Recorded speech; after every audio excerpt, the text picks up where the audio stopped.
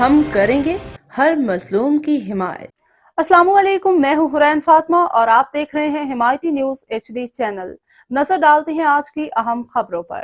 عزیز داؤد جت کا جت برادری کے لیے امن کا پیغام۔ ریڈی گوڈ خلیفہ جت پاڑا عزیز داؤد جت صاحب نے حالیہ کشیدگی کے پس منظر میں تمام جت برادری کو محبت و امن کا پیغام دیا ہے۔ غلام مصطفیٰ جت پہ ہونے والے جان لیوا حملے اور دیگر ناخوشگوار واقعات کے بعد عزیز داؤد جت نے برادری سے صبر و تحمل کی اپیل کی ہے۔ انہوں نے کہا کہ تھوڑے دن صبر کریں، میں جلد ہی آپ کے سب کے بڑوں اور افراد کو اکٹھا کر کے دونوں برادریوں کے درمیان صلح و فیصلہ کراؤں گا۔ عزیز داؤد جت نے خصوصی طور پہ ریڈی گوڈ خلیفہ جت پاڑا لٹ بستی سمیت تمام جت برادری کو مخاطب کرتے ہوئے کہا، ریڈی گوڈ کے لوگ بھی میرا حصہ ہیں اور میں آپ کا حصہ ہوں۔ لڑائی جھگڑے سے مسائل حل نہیں ہوتے بلکہ امن و اتفاق سے ہی کامیابی حاصل ہوتی ہے۔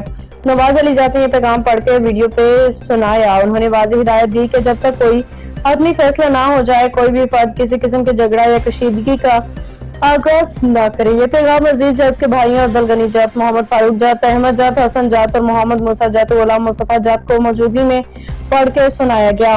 انہوں نے برادری سے پرزور اپیل کی ہے کہ 2 سے 3 دن کے اندر انشاءاللہ تمام معاملات خوش اسلوبی سے حل کر دیے جائیں گے، لہٰذا مکمل صبر اور سکون کا مظاہرہ کیا جائے۔